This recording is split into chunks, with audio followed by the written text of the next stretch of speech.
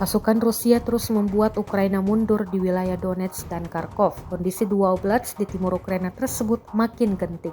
Berdasarkan informasi publik Ukraina, Ipsted dikutip dari Strana menyebutkan benteng dan gudang logistik Donetsk, yaitu kota Pokrovsk, kini semakin mengkhawatirkan. Prajurit Vladimir Putin kini telah menguasai wilayah selatan Pokrovsk, yaitu Selpi, dan beberapa wilayah di utara Kurakovo yang jaraknya sekitar 40 km selatan Pokrovsk. Di Kurakovo sendiri, pasukan Rusia telah sampai di pusat kota yang telah ditandai dengan zona abu-abu yang oleh Ukraina diartikan dengan pertempuran sengit dan Rusia segera menguasainya. Militer Ukraina juga menulis tentang pengelompokan kembali Federasi Rusia dan dimulainya serangan terhadap Stary Terny di barat laut Kurakovo.